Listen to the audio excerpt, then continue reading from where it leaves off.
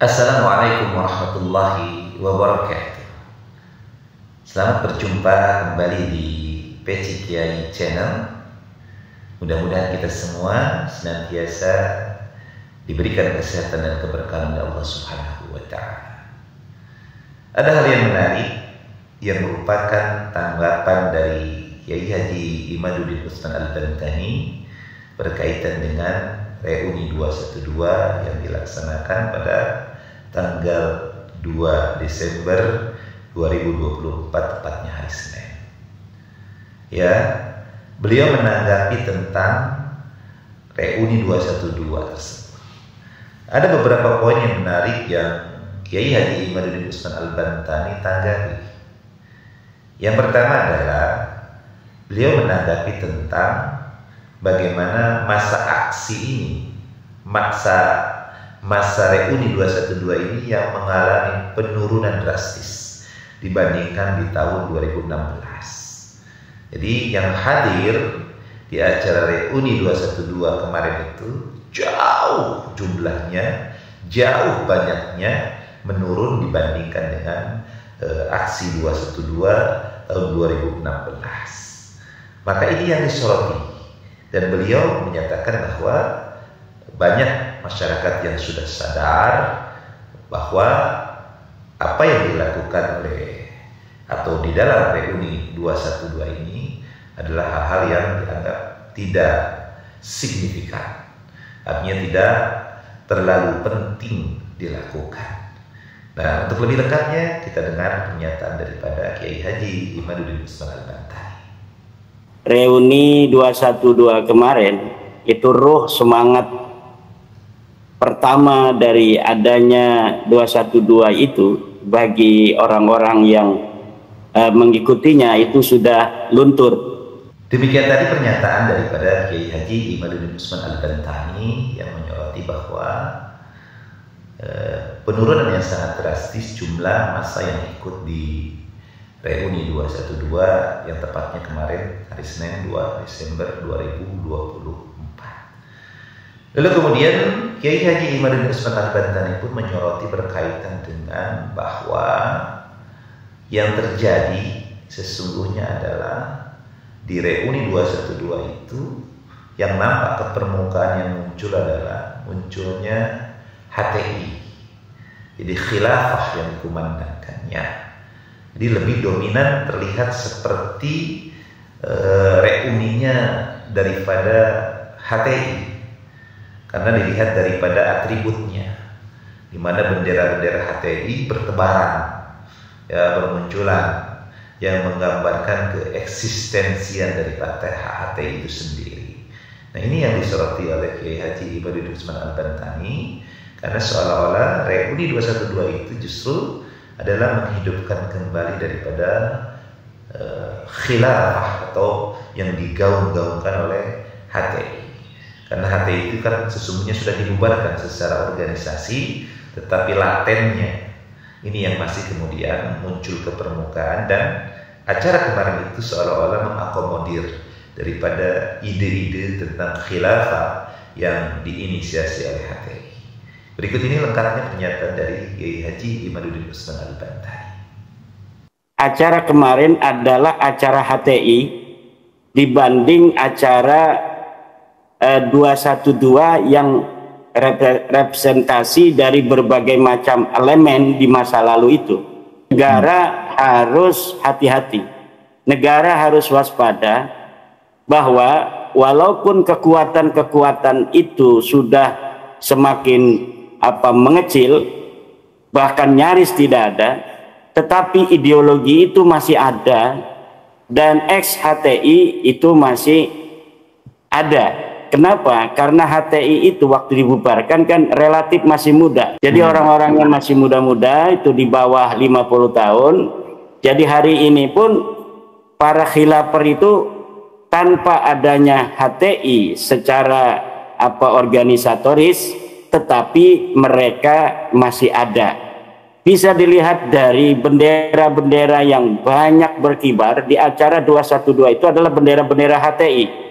Bendera la ilaha illallah Muhammadur Rasulullah yang warna hitam dan bendera la ilaha illallah Muhammadur Rasulullah warna putih. Jadi acara 212 kemarin bukan merepresentasi kekuatan Rizik Syihab sebagai FPI, tetapi lebih terhadap kekuatan khilafah, kekuatan dari HTI yang menyusup di acara itu untuk mempertegas kepada semua orang bahwa kami masih ada. Demikian tadi pernyataan dari Kiai Haji Imaduddin Usman Al-Bantani berkaitan dengan kemunculan lagi atau bermunculannya khilafah dan Hizbut Tahrir Indonesia yang secara organisasional sudah dibubarkan oleh negara, tetapi secara laten atau ideologis dan tokoh-tokohnya masih ada dan eksis dan ingin menunjukkan keeksisannya itu di reuni 212. Lalu kemudian Kiai Haji Imaduddin Usman Al-Bantani pun menyoroti berkaitan dengan PKS, di mana PKS ini juga ikut serta di reuni 212. Ya, tokohnya di situ ada tokoh-tokoh PKS, Hidayat Nur Wahid dan lain sebagainya. Maka yang disoroti oleh Kiai Haji Imaduddin Usman Al-Bantani adalah berkaitan dengan bahwa kekalahan yang terjadi di Jawa Barat ya, terhadap calon-calon gubernur kepala daerah di Jawa Barat, kita paham bahwa Jawa Barat PKS kalah calonnya, ya, di mana Bapak Syaiful Tumbang kalah dengan Kang Deddy Mulyadi yang suaranya sangat luar biasa, 61% masyarakat Jawa Barat memilih daripada Kang Deddy Mulyadi. Nah, di kesempatan kali ini saya sangat bersyukur dan ingin mengucapkan selamat ke Kang Deddy Mulyadi sebagai pemenang di kontestasi Pilkada Jawa dengan suara yang luar biasa. Jadi perjuangan Anda selama sekian tahun di masyarakat menunjukkan ketulusan dan keikhlasan Anda memberikan yang terbaik kepada masyarakat Jawa Barat, khususnya itu masyarakat mengapresiasi dan menginginkan bahwa pemimpin ke depan itu adalah seperti Kang Deddy Mulyadi. Ya, kita paham Kang Deddy Mulyadi di Purwakarta 2 kali sebagai pejabat bupati, sebagai bupati, dan membawa masyarakat Purwakarta juga sangat luar biasa.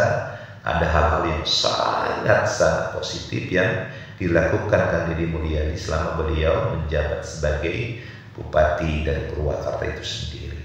Ya, walaupun banyak hater dan menganggap beliau sebagai penganut daripada Sunda Wiwitan, yaitu karena nggak paham tentang budaya, tentang bagaimana kondisi dan situasi daerah Jawa Barat.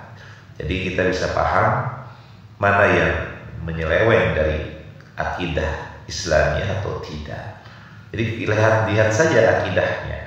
Kalau orang itu masih mengucapkan 2 kalimat syahadah bahwa Allah Tuhannya, Nabi Muhammad adalah Rasulnya, dan kemudian dia menjalankan syariat Islam dengan sebaik-baiknya, maka budaya itu bukan sebuah kemusyrikan. Jadi Islam itu justru masuk ke Nusantara ini dengan mengakulturasi budaya yang ada, bukan memberangus sehabis-habisnya. Itu harus dipahami itu oleh kalangan Wahabi yang dia membid'ah-bid'ahkan, menyesat-nyesatkan, mengkafir-kafirkan daripada pola bentuk keragaman budaya yang kemudian diakulturasi di dalam sebuah masyarakat. Ini Nusantara ini memiliki keunikan. Maka kalau orang-orang Wahabi yang dia tidak paham tentang budaya Nusantara, ya pasti pemikiran seperti itu. Berbeda dengan orang Nusantara misalnya, orang kita yang belajar ke Saudi, orang yang pondasi sudah bagus, jadi sudah memiliki pondasi yang bagus, misalnya orang Jawa Barat yang dia mengerti budaya, mengerti tradisi, baik itu sosiologis maupun geografis daripada Jawa Barat, maka ketika dia melakukan atau meneruskan jenjang pendidikannya di Timur Tengah, misalnya apakah itu di Madinah ataupun di wilayah-wilayah yang lainnya, misalnya Maroko, Yaman dan lain sebagainya, maka akan menemukan, bahkan bisa mewarnai, bisa memberikan warna tersendiri bagi negara-negara yang dia itu melakukan atau meneruskan jenjang pendidikannya. Jadi ketika kembali ke tanah air pun tidak kemudian membid'ah-bid'ahkan apa-apa yang sudah menjadi tradisi masyarakat, terutama masyarakat Jawa Barat. Dan kita lihat bagaimana juga Wali Songo ya menyebarkan agama kepada masyarakat Nusantara secara umum dengan tidak kemudian menghabiskan budaya-budaya itu dan melarang, tetapi memasukkan nilai-nilai keagamaan kepada budaya-budaya itu. Jadi merubah budaya-budaya itu yang tadinya dia menyembah leluhur-leluhur dengan menyebut bahkan memberikan persembahan dan pengorbanan kepada para leluhur, pada arwah dan para yang tidak seharusnya, maka kemudian dirubah menjadi mengagungkan Allah dengan sholawat. Nah, itulah Islam. Nah, di zaman Rasulullah pun begitu. Rasulullah tidak menolak budaya-budaya, tradisi-tradisi yang beliau temukan di antara para sahabat. Misalnya ada Salman Al-Farisi, orang Persia, orang Iran, yang sejaman dengan Nabi Muhammad SAW, yang Nabi sendiri melihat bagaimana Salman Al-Farisi, yang kemudian dia membawa nilai-nilai positif dari budaya Persia. Maka bukan artinya menghilangkan, justru Nabi mengakomodir dan kemudian mengisi daripada hal-hal yang berkaitan dengan budaya-budaya itu dengan nilai-nilai keislaman. Jadi jangan kering di dalam beragama. Agama itu bukan membuat orang itu menjadi kaku, tetapi agama itu bagaimana menciptakan kemaslahatan. Ya, wa ma ja'ala 'alaikum fid-dini min haraj. Maka Allah tidak menjadikan sulit di dalam agama ini, karena Islam ini memang menyelamatkan. Esensi dasarnya adalah selamat. Jadi kalau kita belajar kaidah, kita pahami secara hakiki, secara benar-benar mendalam, maka sebenarnya Islam itu agama yang menyelamatkan sesuai dengan namanya. Maka di dalam Islam segala sesuatu yang menyelamatkan dirinya, menyelamatkan orang lain, menyelamatkan jiwanya, menyelamatkan jiwa orang lain, menyelamatkan hatinya dan menyelamatkan hati orang lain, maka pasti akan diperintahkan. Ya, akan diperintahkan. Itu kaidahnya itu. Dan sebaliknya, sesuatu yang menzolimi dirinya, menzolimi orang lain, menzolimi raganya, menzolimi raga orang lain, menzolimi hatinya dan menzolimi hati orang lain, pasti akan dilarang. Coba lihat bagaimana hukum-hukum pidana Islam, hukum-hukum keperdataan Islam. Ya, kita lihat di situ. Maka hukum-hukum halal haram itu bermuara kepada hal tersebut. Ada hukum halal haram, ini ada makruh misalnya. Ya, kan asal segala sesuatu itu kan boleh di dalam masalah-masalah ibadah, di dalam masalah-masalah syariah misalnya. Kalau di dalam masalah akidah kan kaidahnya segala sesuatu amal-amal yang sifatnya adalah akidah, yang kaitnya ibadah ritual kaitan dengan akidah itu kan dilarang sampai ada dalil yang memerintahkan. Tetapi dalam masalah-masalah yang sifatnya syariah, kehidupan sehari-hari, maka segala perkara itu boleh sampai ada dalil yang mengharamkannya. Kan kaidahnya begitu. Maka kalau kita kembali kepada kaidah, maka akan ditemukan bahwa apa-apa yang dilakukan itu harus bernilai manfaat, bukan bernilai sesuatu yang akan memadorotkan dirinya dan orang lain. Nah itu, jadi kita kembali kepada apa yang dilakukan oleh Kang Deddy Mulyadi. Maka sekali lagi saya ucapkan selamat, mudah-mudahan menjadi Gubernur Jawa Barat yang jujur, amanah, tabligh dan faqih, sebagaimana sifat daripada baginda Nabi Muhammad SAW. Jadi kita kembali kepada Kiai Haji Imaduddin Usman Al-Bantani yang menyoroti PKS, kekalahannya di Jawa Barat dan juga termasuk kekalahannya sementara di DKI Jakarta karena belum ada keputusan KPU yang tegas apakah 1 putaran atau 2 putaran. Jadi PKS ini dalam pandangan Kiai Haji Imaduddin Usman Al-Bantani adalah dalam rangka mungkin seandainya terjadi 2 putaran, nanti ini adalah ajang salah satu untuk kedepannya mudah-mudahan masa daripada rakyat DKI Jakarta nanti akan beralih memilih PKS. Jadi ada nilai-nilai politik di dalamnya. Begitu. Untuk lengkapnya kita lihat bagaimana pendapat daripada Kiai Haji Imaduddin Usman Al-Bantani. Nah, yang kedua adalah dari kekuatan politik praktis PKS. Kekuatan politik praktis PKS yang kalah dalam pilkada di Jakarta, juga di Jawa Barat, di situ masuk mereka di dalam acara reuni 212 itu, dan kemungkinan besar Jakarta yang masih ada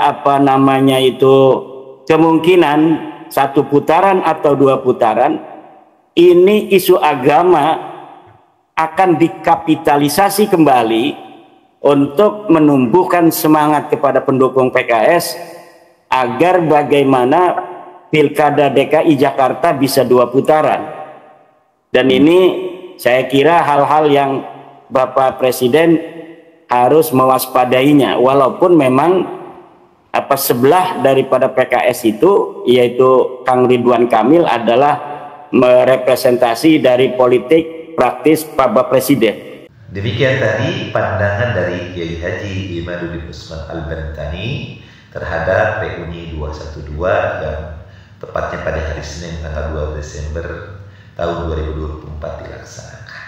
Maka kita bisa menyimpulkan yang pertama adalah bahwa terjadi penurunan yang sangat signifikan terhadap jumlah masa peserta reuni 212, jauh menurun jumlahnya dibandingkan dengan pada tahun 2016. Maka yang disoroti oleh Kiai Haji Imaduddin Usman Al-Bantani bahwa mulai tumbuh kesadaran di masyarakat tentang hal-hal yang berkaitan dengan konflik polemik massa, yakni tentang bagaimana sekarang diindikasikan, bahkan ditemukan, bahkan disimpulkan bahwa habaib itu bukan dzurriyyah Nabi Muhammad SAW.